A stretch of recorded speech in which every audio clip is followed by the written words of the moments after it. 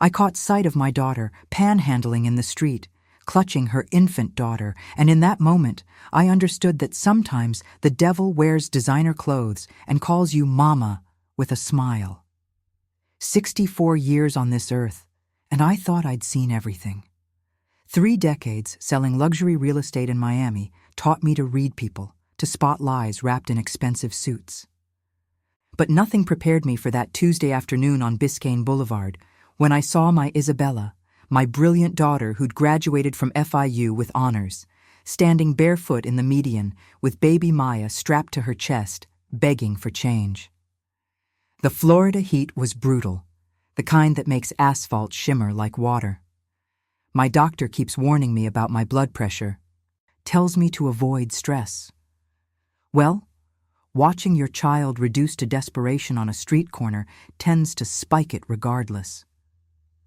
When I lowered my window and called her name, the look of pure shame that crossed her face nearly broke me.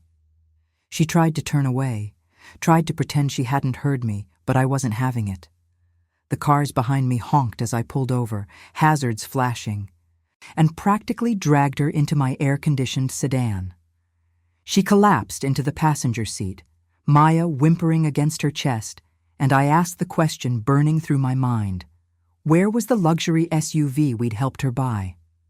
Where was the beautiful Brickell apartment I'd negotiated the deal on myself?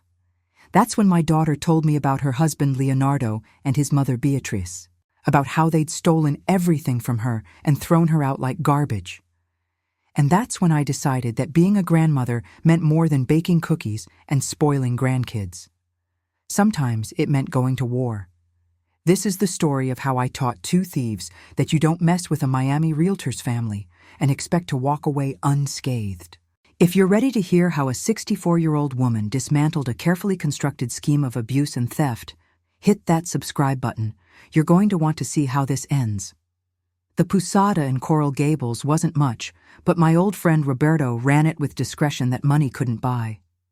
He took one look at Isabella's hollowed-out face and Maya's sunken eyes and asked no questions, just handed me the key to his quietest room. I sat Isabella down on that worn floral bedspread and finally got the full story. 6 months earlier, everything had seemed perfect. Leonardo worked in finance, made good money, treated Isabella like a queen. His mother Beatrice hosted elaborate Sunday dinners at her Coralway home, always touching Isabella's arm and calling her mija, with that saccharine sweetness that should have been my first warning sign. Then Isabella got pregnant. The shift was subtle at first. Leonardo suggested she quit her job as a marketing coordinator, told her the stress wasn't good for the baby. Beatrice backed him up, painted this picture of traditional family values, of a mother's place being home with her child. Isabella, exhausted from morning sickness and wanting to believe in the fairy tale, agreed. That's when they started isolating her. Leonardo changed their phone plan without telling her, got her a new number that he controlled. Beatrice insisted on handling all the baby shopping, said Isabella needed to rest. Friends started calling me, worried because Isabella had stopped responding to messages, stopped showing up to their usual lunch dates. I'd driven to the Brickell apartment twice, but Isabella assured me everything was fine, that she was just tired. I wanted to believe her. God, how I wish I'd pushed harder. After Maya was born, Isabella was recovering from a difficult delivery when they struck. Leonardo brought her a stack of papers, told her they were updating the insurance and adding Maya as a beneficiary. Isabella, foggy from pain medication and sleepless nights, signed without reading. Her own husband stood there and watched her sign away access to the bank accounts we'd helped them open, watched her transfer the apartment title, watched her surrender everything. 2 weeks later, Isabella came home from a pediatrician appointment to find the locks changed. Leonardo met her at the door with that smile she'd fallen in love with and told her his mother would be moving in to help with the baby. There wasn't room for everyone. Isabella could stay at Beatrice's house temporarily until they figured things out. Except Beatrice's house had rules. Isabella couldn't use the phone without permission, couldn't leave without explaining where she was going, couldn't even hold her own daughter without Beatrice hovering, criticizing every choice, telling her she was doing it wrong. Leonardo's brother Ricardo, the one who worked at that fancy law firm downtown, had drawn up temporary guardianship papers. They told Isabella it was just a formality, that it would make things easier with the pediatrician. She refused to sign, started demanding answers about her accounts, about the apartment. That's when the threats started. Beatrice told her that she was clearly suffering from postpartum depression, that any judge would see she was unstable. Leonardo backed his mother up, suggested that maybe Isabella needed psychiatric help. They painted this picture of a mother who couldn't cope, who was paranoid, who was a danger to her own child. Isabella grabbed Maya one morning and ran. She had $12 in her pocket, the clothes on her back, and nowhere to go. The shelters in Overtown were full. She spent 3 nights sleeping in a park bathroom, using fountain water to mix Maya's formula, before she swallowed her pride and started asking strangers for help. My daughter looked at me with tears streaming down her face and asked me what kind of mother let this happen to her baby. I took her face in my hands and told her exactly what kind. The kind who trusted the wrong people, the kind who got beaten down by psychological warfare, the kind who was about to watch her mother burn their lives to the ground. The next morning, I left Isabella and Maya sleeping in that posada room and drove to my old office in Aventura. The firm had bought me out when I retired, but I still had friends there, people who owed me favors from deals I'd closed when they were fresh out of real estate school. What nobody knew about my career was that I'd spent 15 years specializing in divorce property splits. I knew every trick in the book for hiding assets, and more importantly, I knew how to find them. I started with the apartment. Public records showed the title transfer had gone through 3 weeks after Maya's birth. My stomach turned, looking at Isabella's signature, recognizing the shaky handwriting of someone barely conscious. But the transfer wasn't to Leonardo's name alone. The property now belonged to something called BL Holdings LLC, registered to a business address in Hialeah. One phone call to my former paralegal, and I had the corporate filings. BL Holdings was owned by Beatriz Lorena Santos. Every property Leonardo and Isabella had acquired during their marriage, all the wedding gifts, the savings accounts I'd contributed to, all of it had been systematically transferred into Beatrice's corporate shell. But that wasn't the worst part. Daniel, a forensic accountant I'd worked with on complex fraud cases, agreed to take a look at the paper trail. What he found made my blood run cold. This wasn't Leonardo's first time. 6 years ago, he'd been married to a woman named Sophia. Same pattern: pregnancy, isolation, asset transfer, abandonment. Sophia had eventually given up fighting and returned to her family in Colombia, leaving everything behind just to escape. Beatrice and her sons had refined this into an art form. Ricardo drew up the documents. Leonardo played the charming husband. Beatrice provided the respectable family facade and the corporate structure to hide the money. They'd done this before, and Isabella was just their latest mark. I sat in Daniel's office, looking at bank statements showing hundreds of thousands in transfers, and felt something inside me shift. This wasn't about getting Isabella's apartment back. This was about stopping predators who'd been operating unchecked for years. That afternoon, I drove to the Brickell building where my daughter should have been living. The doorman, Carlos, had always liked Isabella. I told him I was planning a surprise for her birthday, needed to know who'd been coming and going from the apartment. He hesitated, then pulled me aside and told me Leonardo had moved someone else in. A younger woman, early 20s, already showing signs of pregnancy. Carlos said she looked scared, that she reminded him of how Isabella had seemed in those last few weeks before she disappeared. They were already hunting their next victim. I thought about that young woman, about Sophia in Colombia, about how many others there might have been. The rage that filled me was cold and calculated, the kind you earn after 6 decades of dealing with smooth-talking liars in expensive suits. I called Dr. Thomas that evening. He'd handled my own divorce 30 years ago, back when my late husband tried to claim I hadn't contributed to our wealth. Thomas had eviscerated him in court, and he'd only gotten sharper with age. When I laid out everything I'd found, Thomas was quiet for a long moment. Then he told me something that made my hands shake. If we could prove the pattern, if we could find Sophia and get her testimony, we weren't just looking at getting Isabella's assets back. We were looking at criminal fraud charges, RICO predicates for running a continuing criminal enterprise. But first, we needed to play this smart. Going at them directly would spook them, give them time to hide more money or destroy evidence. We needed them to think they'd won, that Isabella had given up, that I was just a concerned grandmother who didn't understand legal documents. So I did something that went against every instinct. I reached out to Beatrice. I called the number I still had saved from those Sunday dinners and told her I was worried about Isabella, that I wanted to help get her the psychiatric treatment she clearly needed. I played the confused older woman, the naive mother who just wanted her family back together.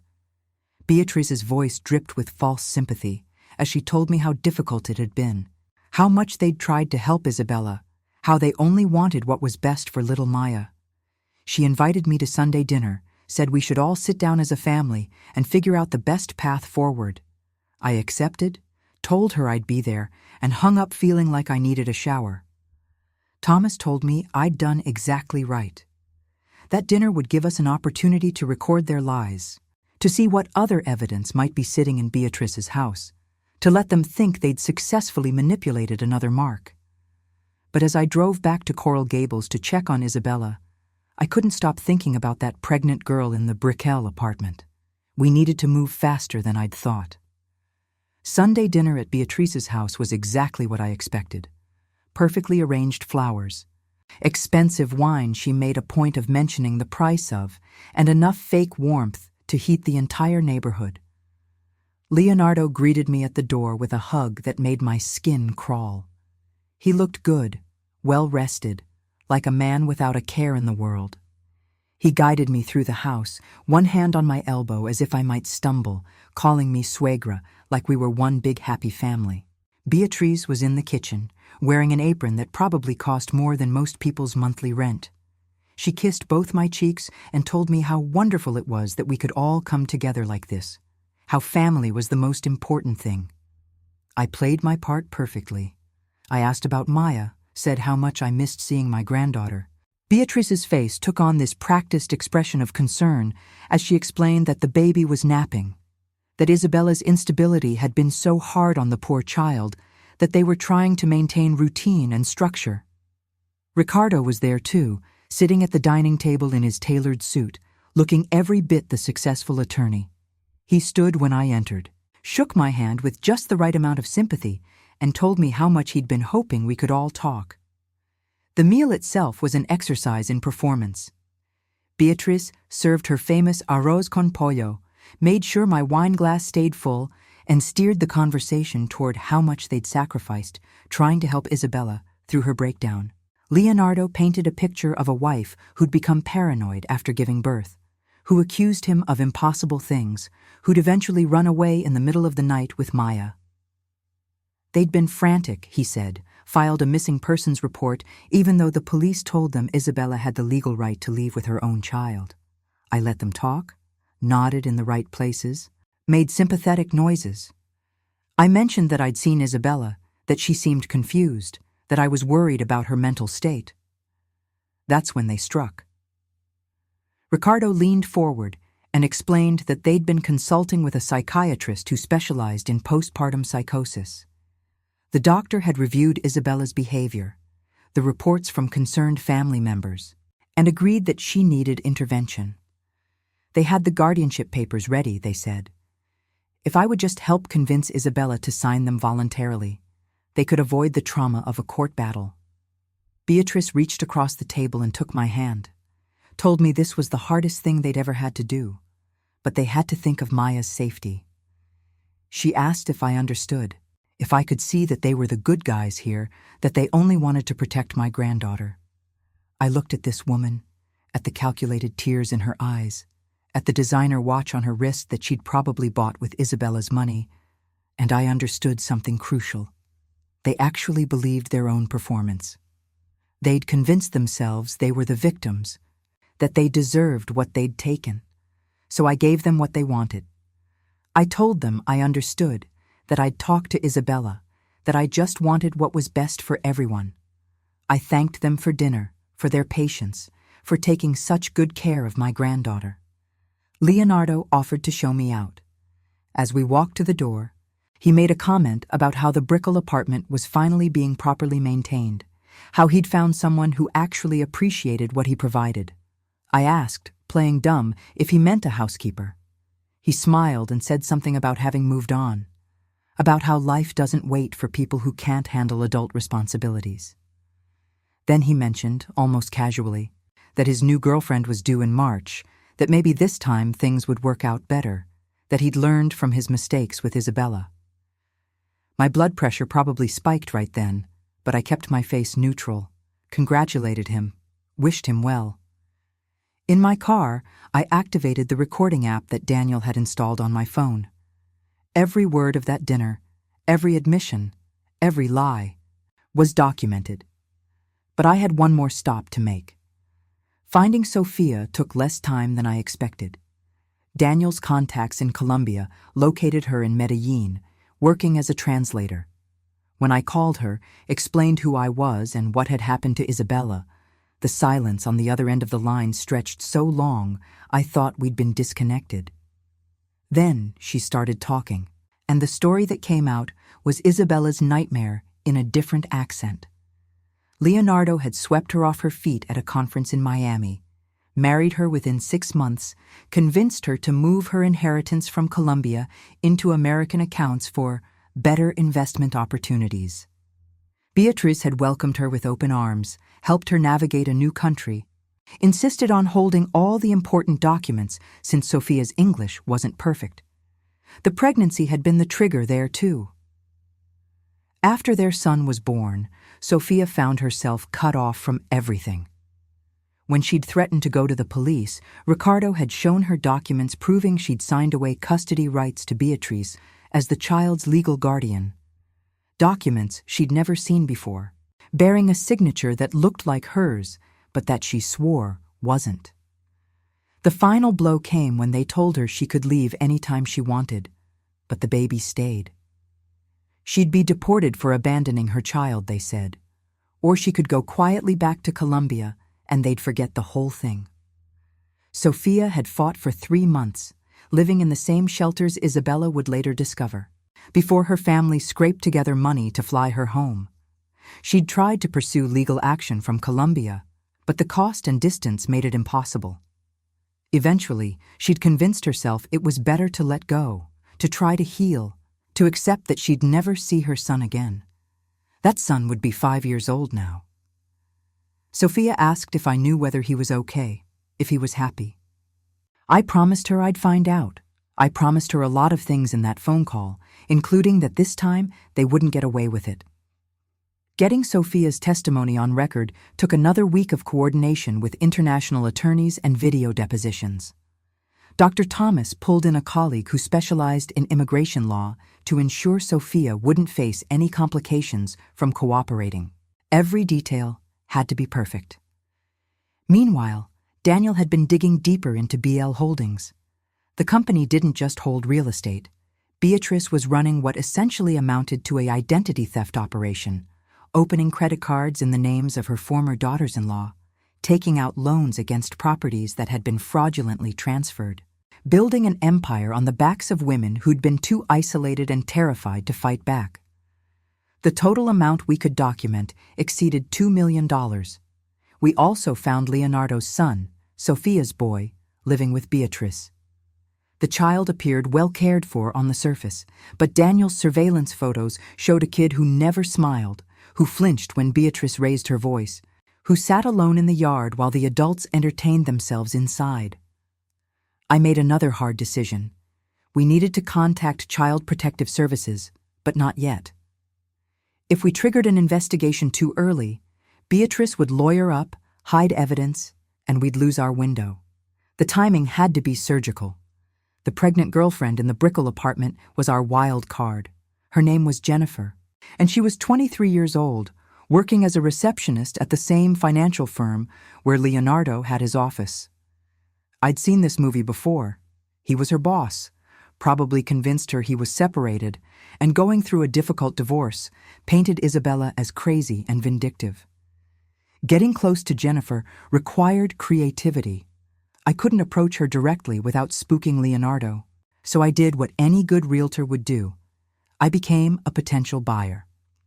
I had my former colleague schedule a showing at a unit in Jennifer's building, made sure to arrive when residents were coming home from work. It took 3 tries before I accidentally met her in the lobby, struck up a conversation about how much she liked living there, whether she'd recommend the building. Jennifer was sweet, naive, and already showing signs of the isolation I'd seen in Isabella's story. She mentioned her boyfriend's mother was very involved, very protective, said she was grateful because her own family was in Oregon and she didn't know many people in Miami. I asked if she was excited about the baby. The flash of uncertainty in her eyes told me everything I needed to know. Before I left, I slipped her my card and told her if she ever needed anything, real estate advice or otherwise, she could call me. I watched that card disappear into her purse and prayed she'd be smart enough to use it when things inevitably went wrong. Back in my car, I texted Thomas a single word: ready. The lawsuit hit them on a Thursday morning. Thomas had timed it deliberately. Miami-Dade County Courthouse. Public record. Impossible to hide. We filed for emergency custody modification, asset recovery, and added a civil RICO claim for good measure. But the real weapon was the criminal referral to the state attorney's office.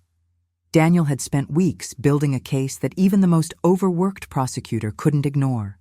Documented pattern of fraud, multiple victims across state lines, identity theft, forgery, child endangerment. We'd handed them Leonardo and Beatrice on a silver platter. The first I heard about their reaction was Carlos, the doorman at the Brickell building. He called me that afternoon, voice low, and told me Leonardo had shown up raging, screaming at his attorney on the phone in the lobby. The man had actually thrown his briefcase across the marble floor, Carlos said, yelling about how this was impossible, how we had no proof. Apparently, Ricardo had been equally blindsided. Someone at his law firm received our filing and immediately escalated to the partners.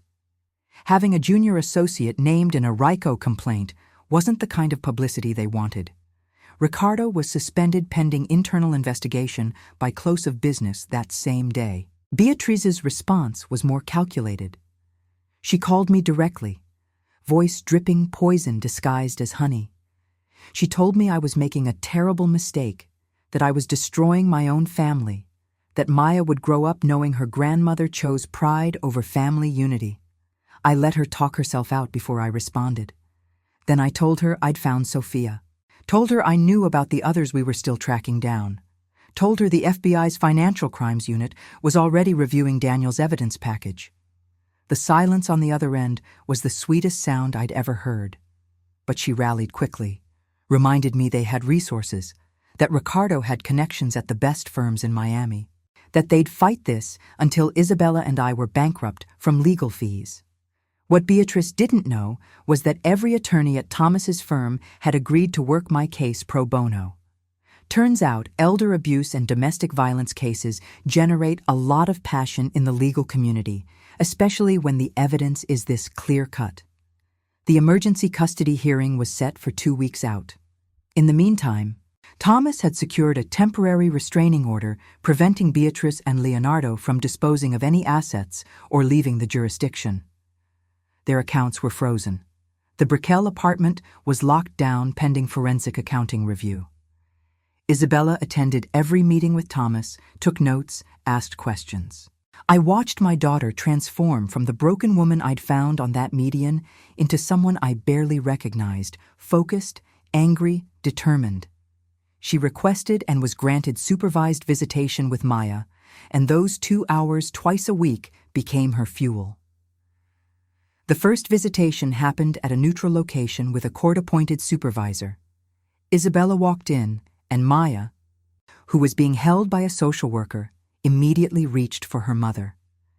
The baby's face lit up in recognition, and Isabella broke down crying while holding her daughter. The social worker made detailed notes. "Children don't forget their mothers," she told us afterward. Maya's immediate response to Isabella, her comfort in her mother's arms, contradicted everything Beatrice and Leonardo had claimed about an unstable parent who frightened her own child. Meanwhile, the media started sniffing around the story. A reporter from the Miami Herald called, said they'd seen the court filings and wanted to interview me about the alleged fraud ring. Thomas advised against it, but I understood the power of public opinion. I agreed to an interview, and the article that ran the following Sunday was devastating. Sophia had agreed to be quoted, her testimony about being forced to abandon her son, providing the emotional anchor. The reporter had done their homework, finding 2 other women who'd briefly dated Leonardo and escaped before marriage, both confirming the same pattern of love bombing followed by financial control. Jennifer, the pregnant girlfriend, called my number 3 days after the article ran. She was crying so hard I could barely understand her. Leonardo had shown her the article, told her it was all lies, that these women were vindictive and jealous. But she'd started asking questions, and Beatrice's answers hadn't made sense. She'd found documents in Leonardo's desk, papers with signatures that looked off, bank statements for accounts she'd never heard of. When she confronted him, he'd told her she was being paranoid, that pregnancy hormones were making her irrational. The same script he'd used on Isabella. I met Jennifer at a coffee shop in Coconut Grove, brought Thomas with me. By the end of that meeting, she'd agreed to testify and had moved out of the Brickell apartment into her friend's place. We added her to the witness list. The custody hearing was a massacre, legally speaking. Thomas came prepared with binders of evidence, expert witnesses, and a strategy that left their attorney scrambling. Isabella's psychiatrist testified that she showed no signs of postpartum psychosis, never had. What she did show were classic symptoms of domestic abuse and financial trauma, which were resolving nicely with proper therapy and support. The forensic accountant walked the judge through every fraudulent transfer, every forged signature, every shell company. Ricardo's law firm had provided documentation showing he'd used his position to notarize documents outside his scope of practice, a violation that would likely cost him his license. Sophia appeared via video link from Medellin, composed and articulate, describing the identical pattern of abuse she'd experienced. When she broke down discussing her son, the courtroom was silent except for her quiet crying. The social worker who'd supervised Isabella's visitations testified that mother and child had a strong, healthy bond, that Maya showed no fear or distress in Isabella's presence, and that in her professional opinion, the child should be immediately returned to her mother's custody. Leonardo's attorney tried to argue that Isabella was still living in a posada, that she had no stable residence to offer the child. Thomas countered with documentation showing Isabella had been prevented from accessing her own resources and that I was providing temporary housing until she could reclaim her property. Beatrice took the stand in her own defense, and that's where everything fell apart for them. She'd prepared this whole performance about being a concerned grandmother, about only wanting to protect Maya from an unstable mother. But Thomas had her corporate filings, her bank records, and most damaging of all, her previous statements to me that I'd recorded. He played the audio from that Sunday dinner, letting her own voice condemn her. Beatrice's face went white as she heard herself discussing Isabella's supposed mental illness, referring to guardianship papers I now knew were based on forged psychiatric evaluations. Then Thomas asked her about Sophia's son, asked where the child support payments from Sophia had gone, asked about the college fund Sophia had established before Leonardo isolated her from her accounts. Beatrice claimed she didn't recall, that she'd have to check her records. Thomas had those records. Every cent had gone into Beatrice's personal accounts, used to fund her lifestyle while she told the boy his mother had abandoned him. The judge, a woman in her 60s who'd built her career on family law, looked at Beatrice with undisguised contempt and asked her directly how many women she'd helped her sons victimize. Beatrice's attorney objected, but the damage was done. The ruling came down the next morning. Immediate return of custody to Isabella, pending criminal investigation. All assets frozen until the civil case resolved. Maya was to be released to Isabella's care that afternoon. I drove Isabella to the supervised facility where Maya had been staying with temporary foster care. My daughter was shaking so hard I thought she might pass out. But when they brought Maya out, when that baby saw her mother and started crying and reaching, Isabella became absolutely steady. We walked out of that building with my granddaughter, and I watched Isabella buckle her daughter into the car seat we'd bought that morning. She stood there for a moment, one hand on Maya's tiny foot, just breathing. But we weren't finished. The criminal case was just beginning, and Beatrice had one more play left. The next day, someone leaked Isabella's full name and location to a blogger who ran a popular Miami gossip site. Within hours, the internet was full of speculation and victim blaming, commenters questioning why Isabella hadn't fought harder, suggesting she was complicit in her own abuse. The harassment got so bad that Isabella received threats, people telling her she didn't deserve Maya, that she was a bad mother for letting herself be victimized. One message showed a photo of the posada where we were staying, making it clear they knew where to find us. I made the decision that night. We were moving into my house in Kendall, installing a security system, and going full scorched earth on anyone who threatened my family. I also made one more call, this time to a friend who worked in media relations. If they wanted to play dirty, I'd show them what real public pressure looked like. The press conference was my idea, and Thomas hated it. Too risky, he said. Could jeopardize the criminal case. Might make Isabella a target. I told him the internet had already made her a target, and the best defense was controlling the narrative. We held it at Thomas's office, Isabella at my side, Maya in her arms. The room was packed with reporters from every major outlet in South Florida, plus a few national correspondents who'd picked up the story from the Herald article. Isabella spoke first, and she was magnificent. She looked directly into the cameras and told her story in simple, devastating terms. No dramatics, no tears, just facts. How Leonardo had isolated her, how Beatrice had manipulated her trust, how they'd taken her daughter and convinced themselves they were the heroes. Then she held up Maya, let everyone see this beautiful baby who'd been used as a pawn in a criminal enterprise, and asked how many other children were being raised by people who'd stolen them from their mothers. She called for Sophia's son to be returned to his mother. She called for criminal prosecution of everyone involved. And she looked into the camera and told any woman currently being isolated by a partner, "You're not crazy, you're not imagining it, and there's a way out." I spoke next, talking about the pattern we'd uncovered, about the other women we suspected but hadn't yet found. I made it clear this wasn't about one bad marriage or a custody dispute. This was organized fraud, and the authorities needed to treat it as such. The questions came hard and fast. One reporter asked why Isabella had signed those documents without reading them. Isabella looked at her steadily and explained what it feels like to be recovering from major surgery, sleep-deprived, hormonally imbalanced, and trusting the man you married. Asked her if she'd ever been in that position, if she understood what psychological manipulation actually meant. The reporter backed down. Another asked about my motivation, suggested I was just a bitter ex-mother-in-law looking for revenge.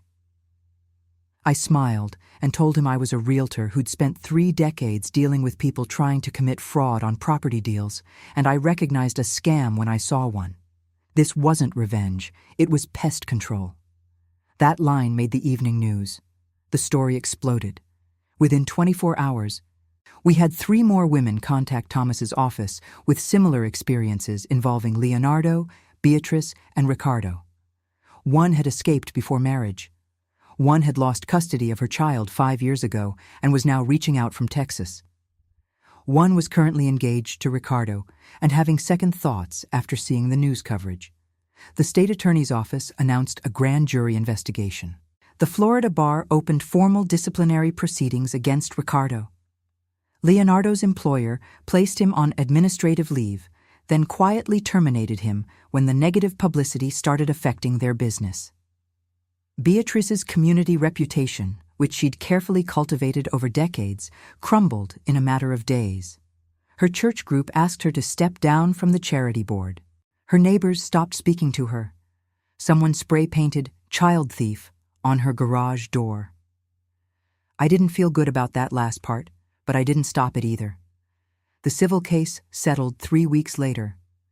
Beatrice agreed to return every asset, every dollar, every piece of property she'd taken from Isabella and the other victims.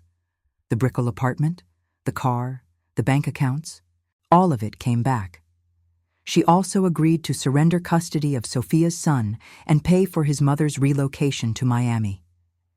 In exchange, we agreed not to pursue certain criminal charges. Thomas wanted to hold out, push for full prosecution, but Sophia begged us to settle.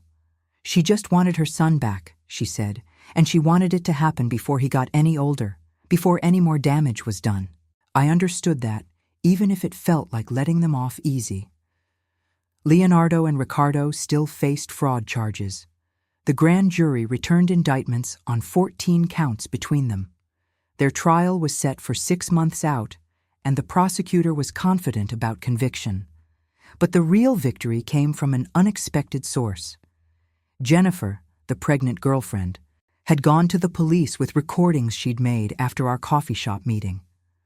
Leonardo had threatened her when she tried to leave, told her she'd be raising their child alone and poor if she walked away, that he'd make sure she never worked in Miami again. Those recordings added extortion and witness intimidation to his charges. His bail was revoked. He'd be awaiting trial from jail. The last time I saw Beatrice was at the final settlement meeting. She looked smaller somehow, diminished. All the designer clothes in the world couldn't hide the fact that she'd been exposed for exactly what she was. She tried to speak to me as we were leaving, tried to say something about how I'd destroyed her family, how she hoped I was satisfied. I looked at her and thought about Isabella begging for change on Biscayne Boulevard. Thought about Sophia's son being told his mother didn't want him. Thought about Jennifer, who'd escaped just in time. I told Beatrice I'd sleep just fine and walked out without looking back. 6 months after that settlement, I sat in my kitchen in Kendall, watching Isabella chase Maya through the backyard. My granddaughter was walking now, getting into everything, laughing with the kind of pure joy that tells you a child feels safe. Leonardo was convicted on 12 of 14 counts and sentenced to 8 years in federal prison.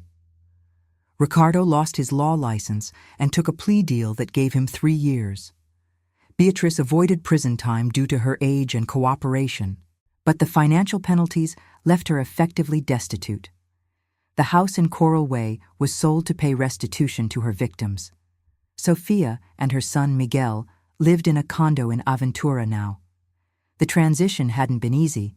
The boy barely remembered his mother and had spent his whole life being told she'd abandoned him. But Sophia was patient, attending therapy with him twice a week, never pushing, letting him come to her in his own time. Isabella and I visited often. Maya and Miguel were the same age, more or less, and watching them play together felt like watching something broken become whole again. The Brickell apartment became Isabella's full-time residence. She'd gone back to work part-time, doing marketing consulting from home while Maya was young. The company she'd left welcomed her back enthusiastically after the publicity, telling her they'd been horrified to learn what had happened. Jennifer had her baby, a daughter she named Grace.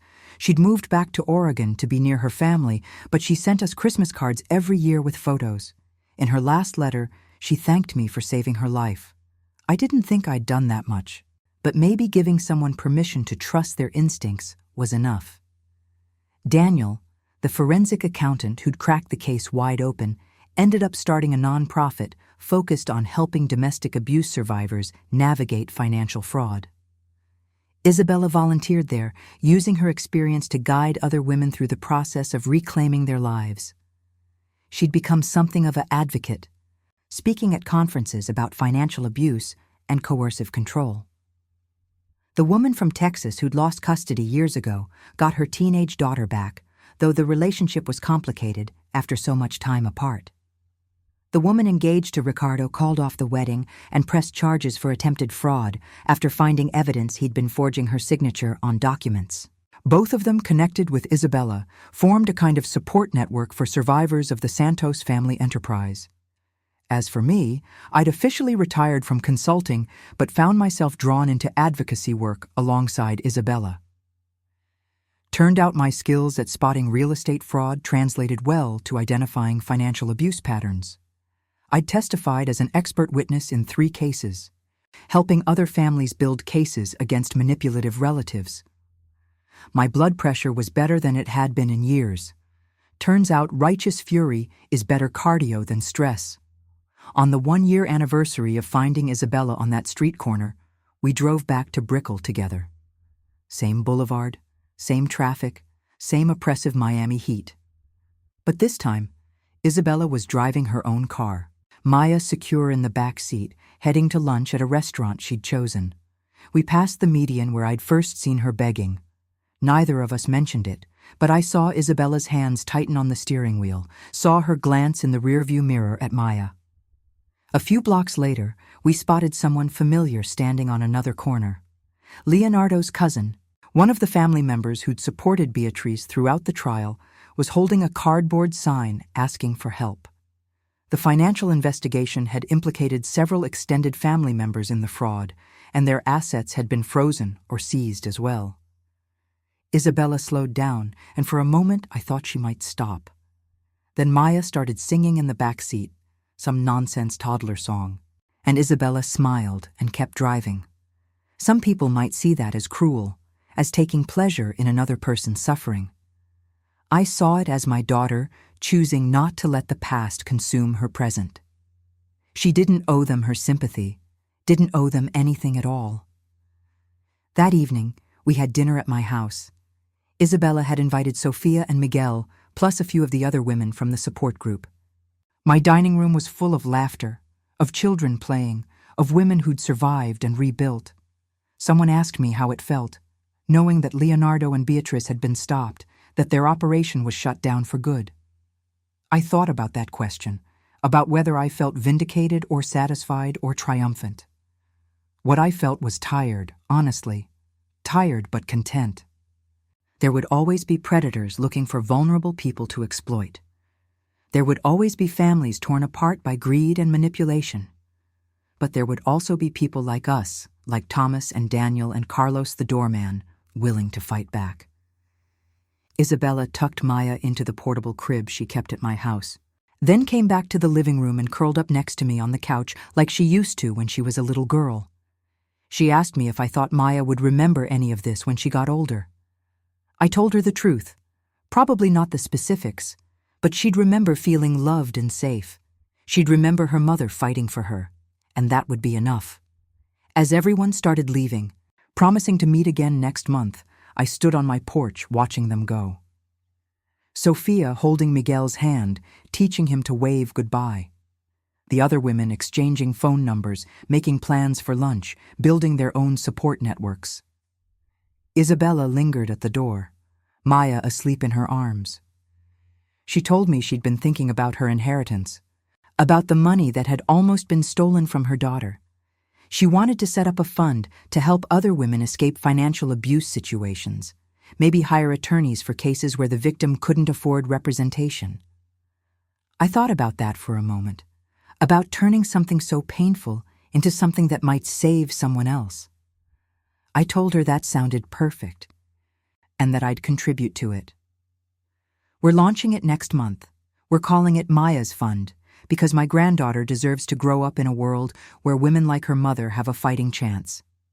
And if you're out there watching this, if any part of Isabella's story sounds familiar, if you're being isolated or controlled or told you're imagining things, I want you to know something. You're not crazy, you're not paranoid, and you're not alone. Subscribe to this channel if you want to see more stories of people who fought back and won. Leave a comment and tell me where you're watching from. And if you know someone who needs to hear this story, share it with them. Sometimes the first step to freedom is knowing it's possible. The fight isn't always easy, and it doesn't always end with perfect justice, but it's always worth having. And that's the truth my 64 years have taught me.